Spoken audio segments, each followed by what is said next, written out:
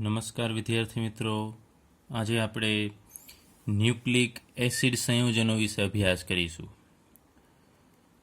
તો દરેક પ્રજાતિની દરેક પેઢી તેના પૂર્વજો સાથે ઘણી બધી રીતે સામ્યતા ધરાવતી હોય છે. આપણને ખ્યાલ છે કોઈ પણ પ્રજાતિની દરેક પેઢીમાં અમુક લક્ષણ છે એ સામાન્ય હોય છે, બધામાં દરેક પેઢીની અંદર એ કોમન જોવા મળે છે. તો આ લક્ષણો એક પેઢીમાંથી બીજી પેઢીમાં સંચરણ પામે તેને આનુવંશિકતા કહેવામાં આવે છે. એટલે કે માનો કે મનુષ્યની પ્રજાતિ છે તો વર્ષો પહેલાં 1000-2000 વર્ષ પહેલાં મનુષ્યનો જે બાંધો હતો, 2 હાથ, 2 પગ, 2 આંખ, તો સેમ એ જ પ્રકારનો શરીરનો બાંધો છે, સ્ટ્રક્ચર છે, એ અત્યારે પણ જોવા મળે છે. તો વર્ષો સુધી એના એ લક્ષણો છે બીજી પેઢીની અંદર આવવા, એ ગુણધર્મને આપણે આનુવંશિકતા કહેશું. તો આનુવંશિકતા માટે કોણ જવાબદાર છે? વર્ષો સુધી એના એ પેઢીની અંદર લક્ષણો છે એમને જળવાયેલા રહે છે. તો એના માટે કોષની અંદર રહેલું કેન્દ્ર, જેને આપણે કોષ કેન્દ્ર કહીએ છીએ, માનો કે પ્રાણી કે વનસ્પતિ કોઈ પણ કોષ છે અને એની અંદર રહેલું આ કોષ કેન્દ્ર છે. તો કોષ કેન્દ્રની અંદર અમુક કણ હોય છે, એ કણને આપણે રંગસૂત્ર કહેશું. તો આ રંગસૂત્રો છે એ આ આનુવંશિકતા માટે જવાબદાર છે, કે વર્ષો સુધી એ પેઢીના લક્ષણોને જાળવવાનું કામ છે એ આ રંગસૂત્રો કરે છે. તો કોષ કેન્દ્રની અંદર 23 જોડ રંગસૂત્ર હોય છે અને ટોટલ 46 રંગસૂત્ર કહેવાય. જોડમાં એટલે આ રીતે એ આમ ડબલ હોય છે, અને આપણે એક જોડ કહેશું, અને આ એક બાજુનો ભાગ છે એક રંગસૂત્ર. એવા આવી 23 જોડ હોય તો એમાં ટોટલ 46 રંગસૂત્ર હશે. તો આ રંગસૂત્ર છે એ શેના બનેલા હોય છે? તો રંગસૂત્ર છે એ પ્રોટીન અને બીજા જૈવિક અણુઓ જેવા કે ન્યુક્લિક એસિડના બનેલા હશે.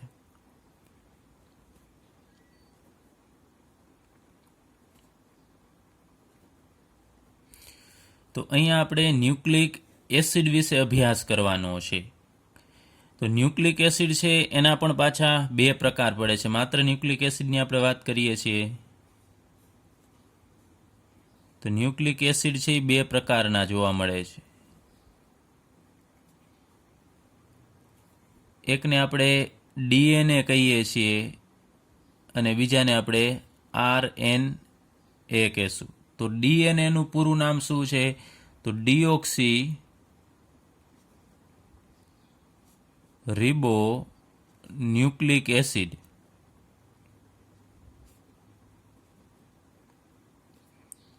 તો અહીંયા ડીએનએમાં જે ડી લીધેલો છે આ ડીઓક્સીનો છે, ત્યારબાદ ન્યુક્લિક એસિડનો N અને એસિડનો A. એ જ રીતે આરએનએનું નામ થશે રિબો ન્યુક્લિક એસિડ.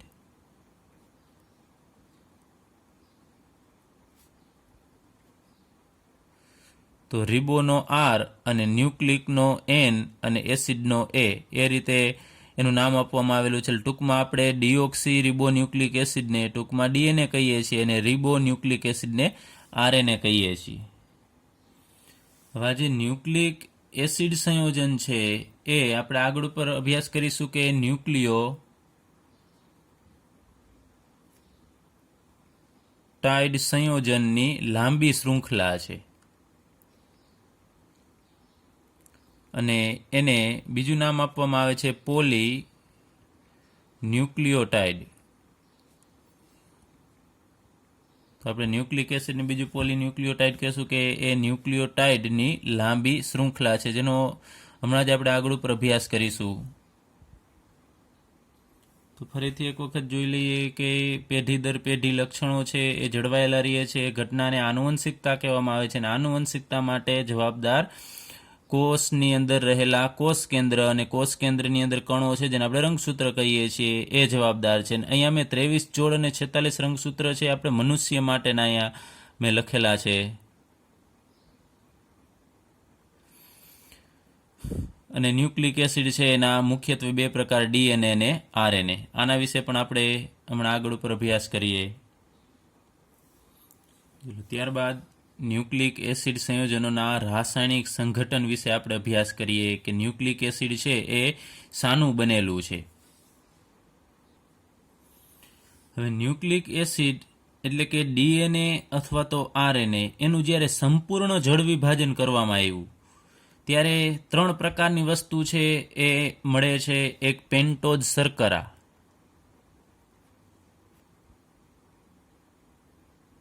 ત્યારબાદ બીજી વસ્તુ મળે છે ફોસ્ફોરિક એસિડ,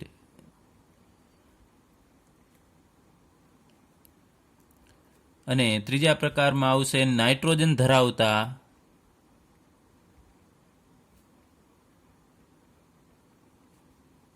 વિષમચક્રીય સંયોજનો.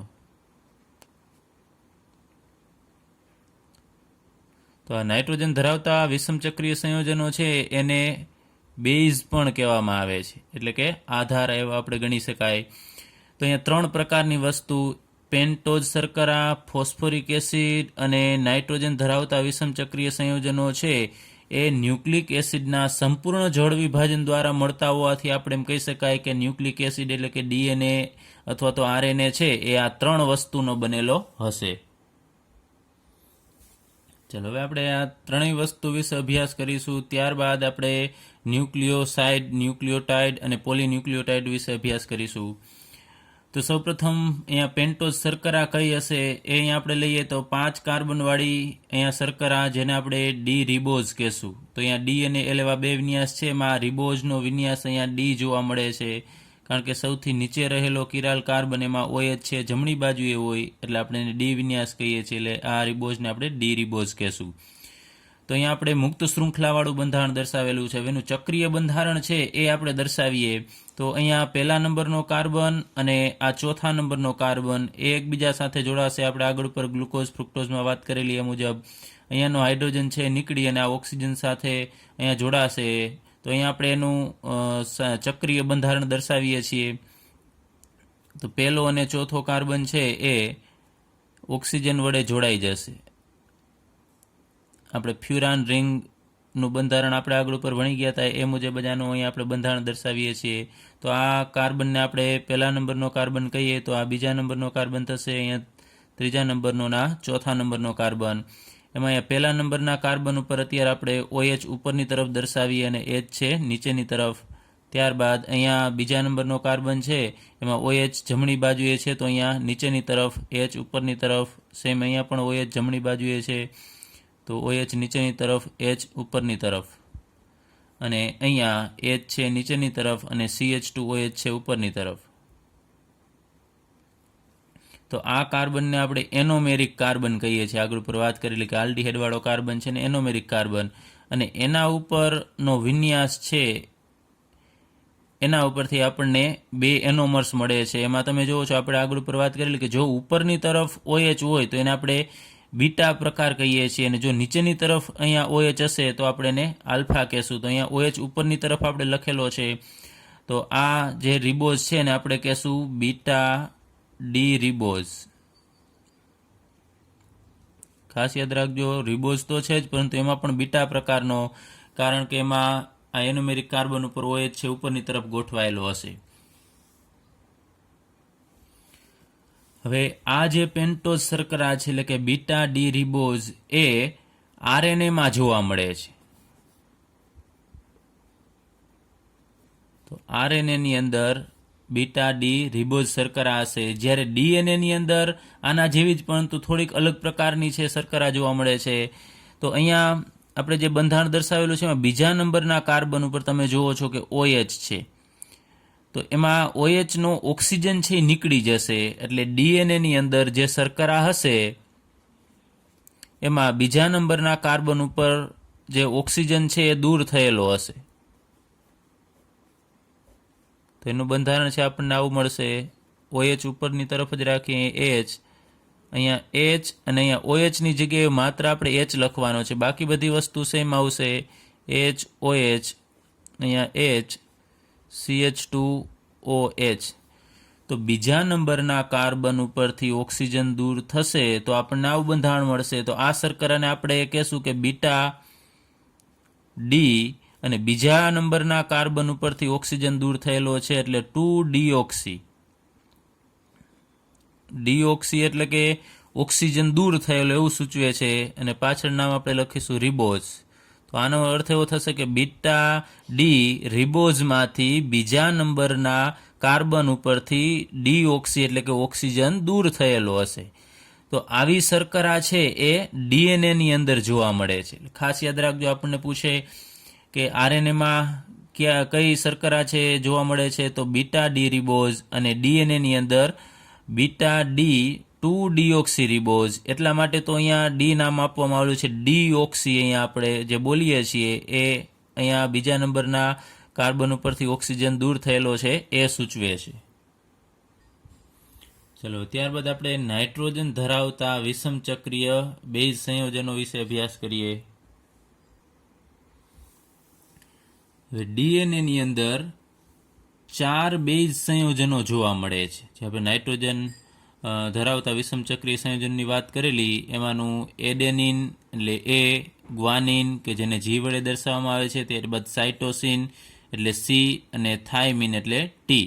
તો ડીએનએની અંદર આ 4 વિષમ ચક્રીય બેઝ સંયોજનો, જેને આપણે ટૂંકમાં દર્શાવીએ તો AGCT એટલે કે એડેનિન, ગ્વાનિન, સાઇટોસિન અને થાઇમિન જોવા મળે છે.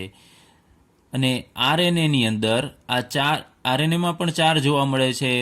જે ડીએનએની અંદર પ્રથમ 3 બેઝ સંયોજનો છે એ સમાન છે. તો તમે જુઓ છો AGC છે એ ડીએનએમાં હતા, એ આરએનએમાં પણ એ જ જોવા મળે છે. AGC 3 સમાન હશે, પરંતુ જે ચોથો બેઝ છે એ અલગ છે, યુ એટલે કે એને આપણે યુરેસિલ કહેશું. તો ખાસ યાદ રાખજો, આપણને પૂછી શકે કે કયા 4 બેઝ સંયોજનો છે એ ડીએનએમાં જોવા મળે અને આરએનએમાં. તો AGC 3 સમાન હશે બંનેમાં. ડીએનએની અંદર ટી એટલે કે થાઇમિન હશે, અને આરએનએની અંદર યુ એટલે કે યુરેસિલ હશે. તો અહીંયા આપણે એના બંધારણ લઈએ. તો એના બંધારણની અંદર મુખ્યત્વે 2 પ્રકારના સંયોજનો જે જોવા મળે છે, એક પ્યુરિન પ્રકારનો બેઝ અને પિરિમિડિન પ્રકારનો બેઝ. તો આમાંથી આ સંયોજનો છે એ બનેલા છે. તો અહીંયા આપણે જોઈએ એડેનિન. તો એડેનિનની અંદર તમે જુઓ છો કે આ પ્યુરિન છે, એમાં અહીંયા એક કાર્બન છે, એની જગ્યાએ અહીંયા એની સાથે અહીંયા NH2 જોડાયેલું છે, તો એને આપણે એડેનિન એ કહેશું. ત્યારબાદ ગ્વાનિન. ગ્વાનિનમાં અહીંયા જે કાર્બન છે, એટલે કે એડેનિનમાં જ્યાં NH2 જોડાયેલો છે ત્યાં ઓક્સિજન જોડાયેલો હશે, અને આ કાર્બન ઉપર અહીંયા NH2 જોડાયેલો હશે, જેને આપણે ગ્વાનિન કહેશું. તો એડેનિન અને ગ્વાનિન છે એ પ્યુરિનના બેઝ છે. તમને પૂછી શકે કે આ એડેનિન કે ગ્વાનિન છે એ કેના બેઝ છે, તો પ્યુરિન બેઝ છે, એટલે કે પ્યુરિનના બંધારણ છે ધરાવે છે. ત્યારબાદ બાકી રહેલા આમ ગણીએ તો 5 થશે, ટોટલ 5 થશે, પરંતુ કોઈ પણ એક ડીએનએ અને આરએનએની અંદર તો 4 જ આવેલા હશે. તો બાકી રહેલા સાઇટોસિન, થાઇમિન અને યુરેસિલ છે એની અંદર પિરિમિડિન બેઝ આવેલું હોય છે. એટલે આ પ્રકારનું બંધારણ હશે, એમાં 2 નાઇટ્રોજન હશે.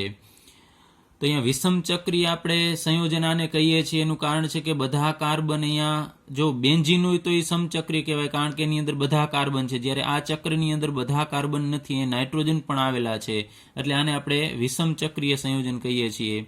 તો એમાં સાઇટોસિન છે, એમાં આ કાર્બન ઉપર અહીંયા NH2 હશે, અને અહીંયા કાર્બન હશે ત્યાં ઓક્સિજન જોડાયેલો હશે, એટલે કે કીટોન સમૂહ હશે. ત્યારબાદ થાઇમિનમાં આ કાર્બન ઉપર ઓક્સિજન, અહીંયા પણ ઓક્સિજન, અને અહીંયા મિથાઇલ સમૂહ. અને યુરેસિલમાં આ બંને કાર્બન ઉપર ઓક્સિજન છે જોડાયેલો હશે. તો થાઇમિન અને યુરેસિલના બંધારણમાં તમે જોશો તો માત્ર CH3 નો તફાવત છે. થાઇમિનમાં CH3 છે, જ્યારે યુરેસિલમાં ત્યાં નથી, એની જગ્યાએ એની સંયોજકતા ઘટતી હોય એ H વડે સંતોષાયેલી હશે. તો આગળ ઉપર આપણે શબ્દનો ઉપયોગ કરીશું માત્ર બેઝ સંયોજન. એટલે તમારે યાદ રાખવાનું કે અહીંયા AGCT માંથી કોઈ પણ એક સંયોજન છે એ બેઝ તરીકે હશે. ચલો, ત્યારબાદ ત્રીજો ઘટક ફોસ્ફોરિક એસિડ. તો એ આપણને બધાને ખ્યાલ જ છે, H3PO4 એનું અણુસૂત્ર થશે, અને એને આપણે વિસ્તૃત સ્વરૂપે લખવું હોય તો ફોસ્ફરસ છે એને સેન્ટરમાં દર્શાવવાનો. ત્યારબાદ અહીંયા દ્વિબંધથી એક ઓક્સિજન જોડવાનો છે, તો બાકી પાછળ અહીંયા 3 ઓક્સિજન વધશે અને 3 હાઇડ્રોજન, કારણ કે એક આપણે દ્વિબંધથી જોડી દીધો છે, પાછળ 3 ઓક્સિજન ને 3 હાઇડ્રોજન વધશે, એ 3 OH બનાવશે, અને 3 OH છે એ ફોસ્ફરસ સાથે સિંગલ બોન્ડથી જોડાયેલા હશે. અને હવે અહીંયાથી જો આપણે હાઇડ્રોજન દૂર કરીએ, આ બધા એસિડિક હાઇડ્રોજન હશે એ H+ તરીકે મુક્ત થશે, તો અહીંયા ઓક્સિજન ઉપર માઇનસ વીજભાર આવશે, તો એમાંથી જે આયન બને ને આપણે ફોસ્ફેટ આયન કહી શકાય. તો અહીંયા O-, અહીંયા O-, અહીંયા O-, તો આને આપણે ફોસ્ફેટ આયન કહેશું.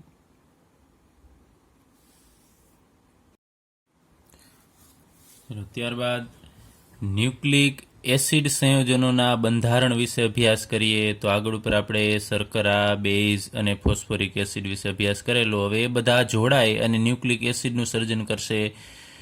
તો અહીંયા આપણે શરૂઆતમાં અહીંયા પેન્ટોઝ શર્કરા લઈએ. અહીંયા મેં બીટા ડી રિબોઝ શર્કરા છે લીધેલી છે. ત્યારબાદ અહીંયા મેં કોઈ પણ એક બેઝ તરીકે અહીંયા એડેનિનને લીધેલો છે, જેને આપણે બેઝ કહેશું. એવા બીજા પણ બેઝ છે એ પણ લઈ શકાય, માત્ર મેં તમને સમજવા માટે અહીંયા એક આ ઉદાહરણ લીધેલું છે. તો સૌપ્રથમ અહીંયા આપણે લઈએ કે શર્કરા અને બેઝ એ એકબીજા સાથે જોડાશે. તો અહીંયા આપણે આ શર્કરાના કાર્બનને આપણે નંબર આપી દીધો છે 1', આ કાર્બનને 2', 3', 4' અને 5' નંબર.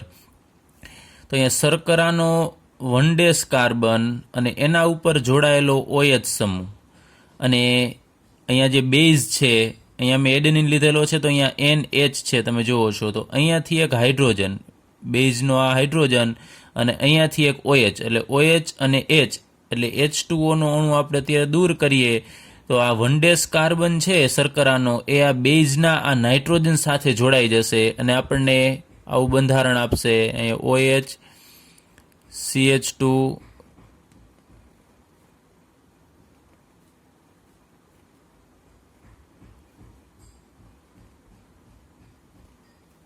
ચલો અહીંયા હાઇડ્રોજન છે આપણે એમ નંબર રાખીએ. ત્યારબાદ અહીંયા આ OH ની જગ્યાએ એટલે કે આ જોડાઈ જશે, આ કાર્બન છે હવે કેની સાથે જોડાઈ જશે? આ નાઇટ્રોજન સાથે.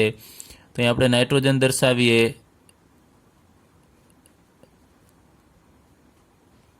તો વિષમ ચક્રીય બેઝ છે.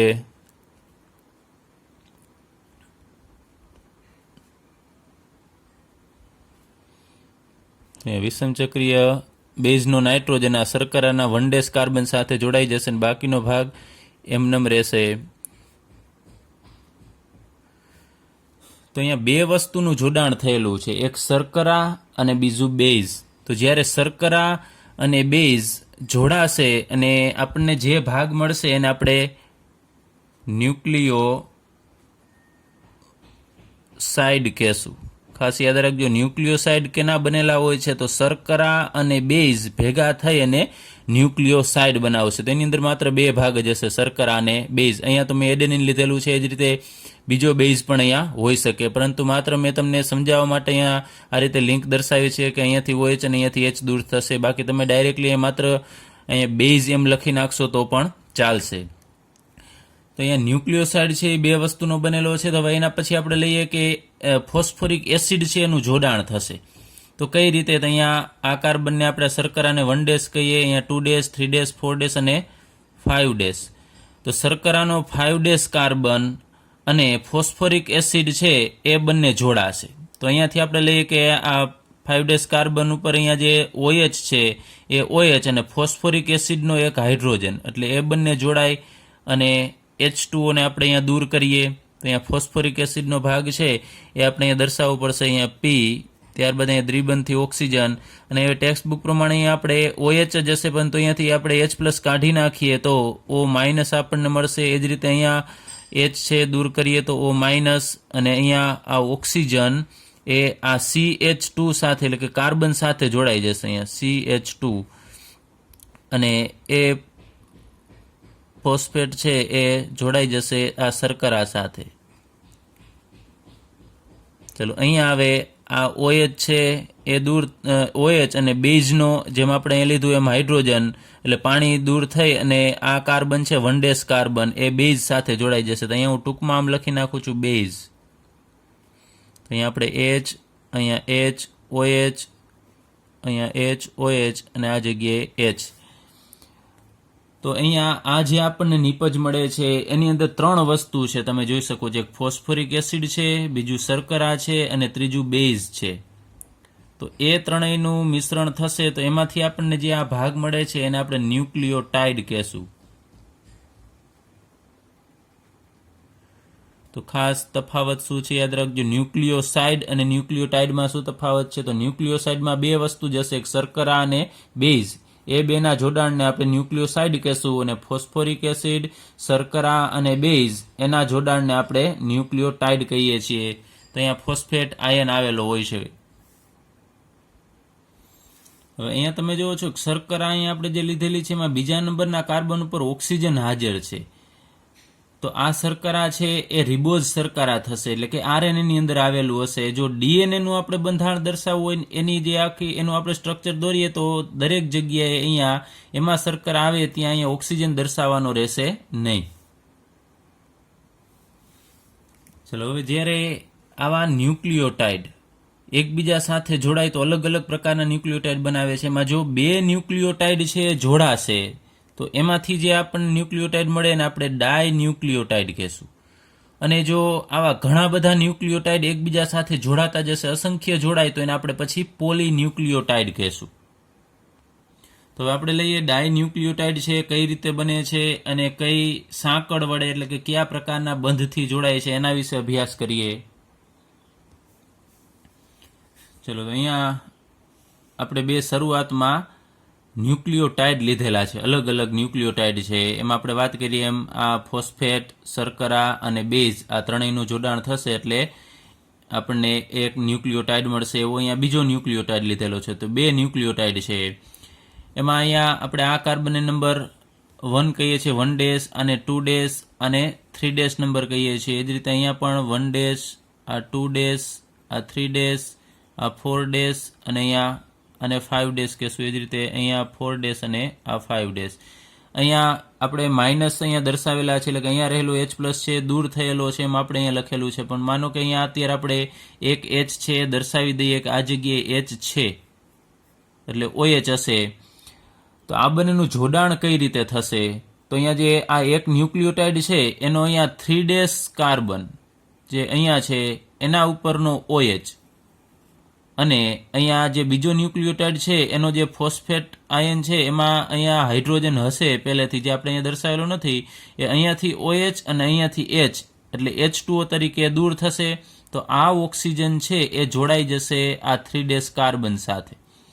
તો અહીંયા તમે જોઈ શકો છો આ ફોસ્ફરસ પછી અહીંયા ઓક્સિજન, તો અહીંયા ફોસ્ફરસ પછી ઓક્સિજન છે, ને એ ઓક્સિજન આ 3 ડેશ કાર્બન સાથે અહીંયા જોડાઈ જાય છે. તો અહીંયા એક સાંકળ રચાય છે કે જેનાથી આ બે ન્યુક્લિયોટાઇડ છે એકબીજા સાથે જોડાશે. તો આ PO4 વડે આ જોડાશે બે ન્યુક્લિયોટાઇડ. તો એ જે સાંકળ છે, જેને આપણે બીજી રીતે કહેવું હોય તો બંધ પણ કહી શકાય, તો આ સાંકળને આપણે ફોસ્ફોડાયએસ્ટર સાંકળ કહેશું. તો ખાસ યાદ રાખજો, બે ન્યુક્લિયોટાઇડ એકબીજાથી કઈ સાંકળ વડે જોડાય છે એમ પૂછવામાં આવે તો ફોસ્ફોડાયએસ્ટર સાંકળથી એ બંને જોડાશે. તો અહીંયા આ જે આપણને સંયોજન મળ્યું એની અંદર બે ન્યુક્લિયોટાઇડ છે, તો આ ભાગને આપણે ડાય ન્યુક્લિયોટાઇડ કહેશું.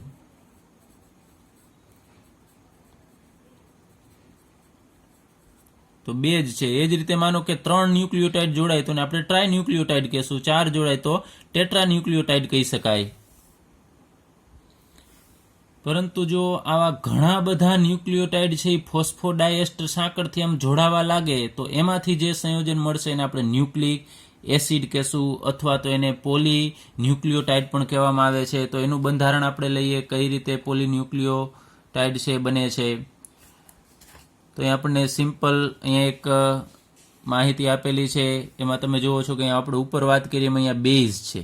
બેઝ કેની સાથે જોડાયેલો છે? તો આ શર્કરા સાથે, પેન્ટોઝ શર્કરા સાથે. અને શર્કરા કેની સાથે જોડાયેલી છે? તો ફોસ્ફેટ સાથે જોડાયેલી છે. તો અહીંયા આપણે લઈએ કે આ બેઝ, માનો કે આપણે આને બેઝ ગણીએ, અત્યારે આ બેઝ છે, બેઝ જોડાયેલું છે શર્કરા સાથે. તો અહીંયા તમે જુઓ છો બેઝ જોડાયેલું છે શર્કરા સાથે. અને શર્કરા કેની સાથે જોડાયેલી છે? તો ફોસ્ફેટ સાથે જોડાયેલી છે. તો અહીંયા પણ આપણે લખીએ શર્કરા પછી ફોસ્ફેટ. પછી ફોસ્ફેટ કેની સાથે જોડાયેલું હશે? તો ફરીથી એ શર્કરા સાથે જોડાશે. તમે જોઈ શકો છો ફોસ્ફેટ પછી શર્કરા આવે છે. અને શર્કરા સાથે શું જોડાયેલું છે? ઉપર અહીંયા બેઝ જોડાયેલો છે. તો શર્કરા ઉપર બેઝ. ફરીથી અહીંયા શર્કરાની નીચે અહીંયા દર્શાવેલું નથી, પરંતુ જો ઘણા બધા જોડાશે તો શર્કરા પછી ફરીથી ઉપર મુજબ અહીંયા ફોસ્ફેટ આવશે, પછી ફોસ્ફેટ પછી ફરીથી શર્કરા આવશે અને શર્કરા સાથે બેઝ. પરંતુ આપણે બેઝને આમ ઉપરની તરફ દર્શાવશું, કારણ કે બેઝ છે એ આ બીજા કોઈ સાથે ફોસ્ફેટ સાથે જોડાતો નથી. તમે જોવો છો બેઝ છે અલગ જ છે, એ ફોસ્ફેટ સાથે જોડાતો નથી, એટલે આપણે બેઝને ઉપર દર્શાવવાના. એ જ રીતે અહીંયા બેઝ, પછી અહીંયા શર્કરા છે, તો અહીંયા આગળ ફોસ્ફેટ છે, તો અહીંયા શર્કરાની આગળ અહીંયા ફોસ્ફેટ આવશે. પરંતુ એ તો ઘણા બધા આમ લખવું હોય તો લખી શકાય, પણ આપણે શોર્ટમાં લખીએ તો ઘણા બધા જોડાતા હોય છે. તમારે રિપીટિંગ યુનિટ આટલો થશે, આટલો ભાગ છે એ રૂપાંતર પામશે. જેમ કે બેઝ, શર્કરા અને ફોસ્ફેટ, આટલો ભાગ છે એ પુનરાવર્તન પામે છે, જેને આપણે અહીંયા એન ટાઈમ્સ દર્શાવી દઈએ છીએ. તો એન ટાઈમ્સ એટલે અસંખ્ય આવા ન્યુક્લિયોટાઇડ છે એ જોડાશે, અને જે સંયોજન આપણને આપશે એને આપણે કહેશું પોલીન્યુક્લિયોટાઇડ.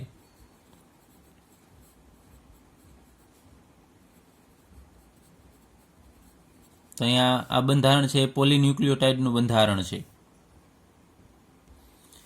તો પોલીન્યુક્લિયોટાઇડને બીજું ન્યુક્લિક એસિડ પણ કહેવામાં આવે છે. તો માત્ર આ એક શૃંખલા, પોલીન્યુક્લિયોટાઇડની આ જે આખી શૃંખલા છે એને આપણે એનું પ્રાથમિક બંધારણ કહેશું.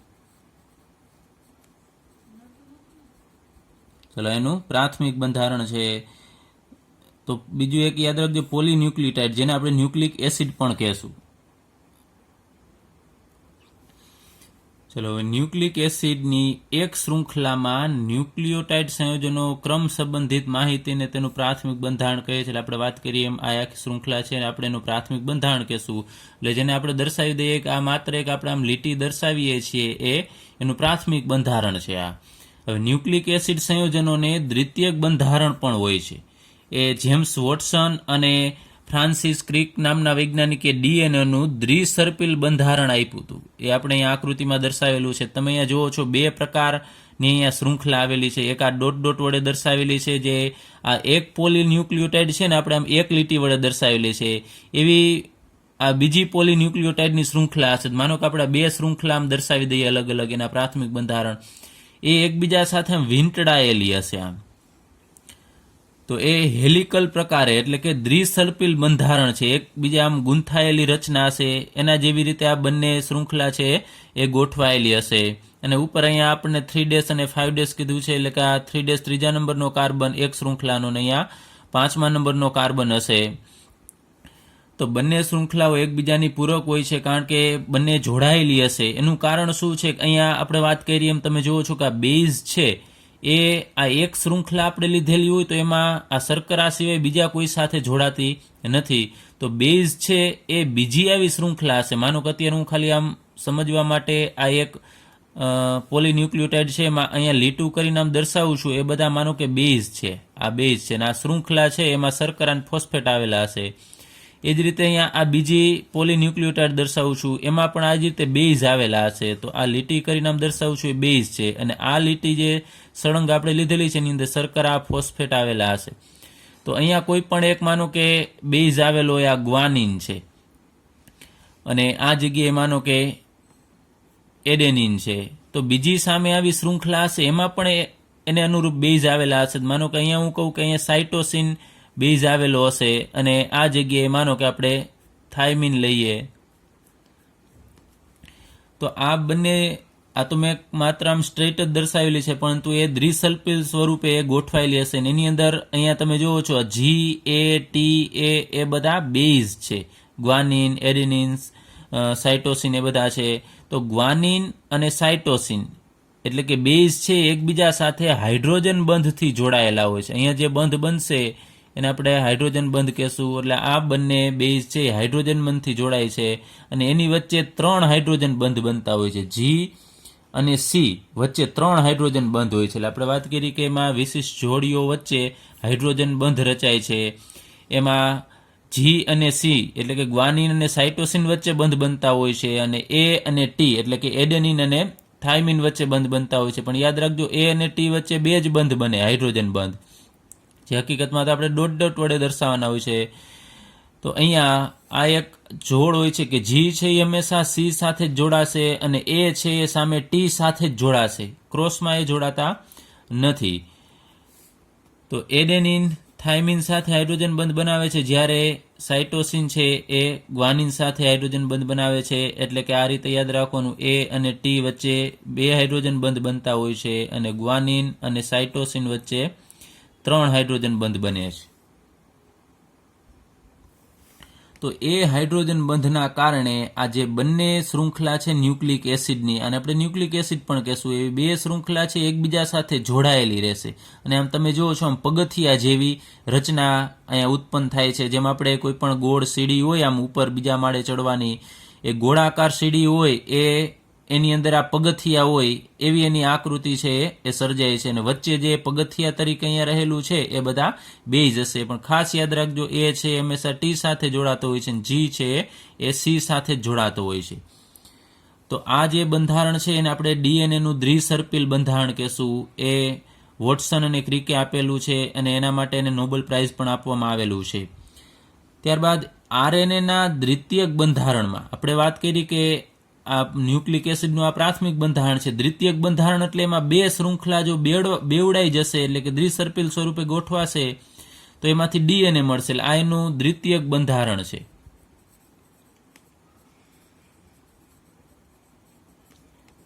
ડીએનએનું દ્વિતીયક બંધારણ. તો હવે એ જ રીતે આરએનએનું દ્વિતીયક બંધારણ. તો આરએનએમાં ડીએનએમાં શું ફેર છે તમને ખ્યાલ છે? એક બેઝનો ફેર છે, અને બીજું એક શર્કરામાં ફેરફાર છે. આરએનએની અંદર રિબોઝ શર્કરા આવેલી હશે, અને ડીએનએની અંદર ડીઓક્સી હશે. માત્ર એટલો જ ફેર છે. તો આરએનએના દ્વિતીયક બંધારણમાં એક જ શૃંખલાની બનેલી સર્પિલ રચના હોય છે. એટલે કે જે આપણે પ્રાથમિક બંધારણ પ્રકારની જે ન્યુક્લિક એસિડની શૃંખલા આવેલી હશે એ આમાં આની જેમ આરએનએમાં ડબલ નથી હોતી, એક જ હશે, પરંતુ આમ સર્પિલ સ્વરૂપે છે એ ગોઠવાયેલી હશે, જે કેટલીક વખત પોતાના પર પરત ફરે છે, એટલે કે ફરીથી ગૂંચળાઈ જશે. આરએનએ અણુઓ 3 પ્રકારના હોય છે. આરએનએ છે એના 3 પ્રકાર છે. 3 પ્રકારના અણુઓ જોવા મળે છે. એના જુદા જુદા કાર્યો કરશે, અને એના આધારે એનું નામકરણ થયેલું છે. જેમ કે સંદેશાવાહક આરએનએ, જેને એમઆરએનએ કહેવામાં આવે છે. ટૂંકમાં એમ એટલે મેસેન્જર, સંદેશાવાહકને મેસેન્જર કહેશું, તો એને એમઆરએનએ. ત્યારબાદ રિબોસોમલ આરએનએ, જેને ટૂંકમાં આરઆરએનએ કહેવામાં આવે છે. અને એક સ્થાનાંતર આરએનએ એટલે કે ટ્રાન્સફર, જેને ટૂંકમાં ટીઆરએનએ કહેવામાં આવે છે. તો યાદ રાખજો, આરએનએના 3 પ્રકાર છે. 3 પ્રકારના અણુઓ, ફરીથી એમઆરએનએ, આરઆરએનએ અને ટીઆરએનએ. ચલો હવે અહીં આપણે એક ડીએનએ ફિંગરપ્રિન્ટિંગ વિશે થોડી માહિતી મેળવીએ. તમને ખ્યાલ છે કે દરેક વ્યક્તિની ફિંગરપ્રિન્ટ એટલે કે આંગળીની જે પ્રિન્ટ હશે એ અલગ અલગ હોય છે. બધા જ વ્યક્તિની ફિંગરપ્રિન્ટ અલગ અલગ હોય છે, પરંતુ એની મદદથી આપણે એક વ્યક્તિને બીજા વ્યક્તિથી અલગ પાડી શકાય, પરંતુ ફિંગરપ્રિન્ટ છે એને ઓપરેશન કરી અને બદલી પણ શકાય છે. જ્યારે ડીએનએ ફિંગરપ્રિન્ટ છે એને બદલી શકાતું નથી. તો દરેક કોષની અંદર જે કોષ કેન્દ્ર છે એની અંદર આ ડીએનએ આવેલા હશે. ડીએનએમાં આ ક્રમ છે એ ફિક્સ હશે. માનો કે જી છે એ સી સાથે પછી એ ટી, તો અહીંયા આ જે ક્રમ છે G C A T T A T, આ જે ક્રમ છે એ જે તે વ્યક્તિની અંદર ફિક્સ હશે, સરખા જ ક્રમ હશે. બધા જ કોષની અંદર જેટલા પણ ડીએનએ હશે એ બધાની અંદર આ ક્રમ છે ફિક્સ હશે, બદલશે ને. એ બીજી વ્યક્તિ કરતાં થોડો અલગ હશે, પરંતુ એના માતા પિતા સાથે આ સંબંધ ધરાવતો હશે. એના માતા કે પિતાનું ડીએનએ છે એ એના બાળકને સમાન હોય છે, એટલે બાળકનું ડીએનએ છે એના માતા પિતાને અનુરૂપ હોય છે. તો ડીએનએ બદલી શકાતું નથી, કારણ કે એમાં તો ઘણા બધા કોષ છે. બધા કોષોમાં બદલવું એ અત્યારે કોઈ એવી ટેકનિક નથી કે ઓપરેશન કરી કે કોઈ પણ રીતે બદલી શકાય. તો ત્યારે આનો ઉપયોગ છે એ ઘણો બધો થાય છે. કોઈ માનો કે કોઈ બાળક કેનું છે, એના કોઈ પિતા કે માતા છે નથી, અથવા તો એનો સંબંધ જાણવા માટે એની ડીએનએ ટેસ્ટ છે કરવામાં આવે છે.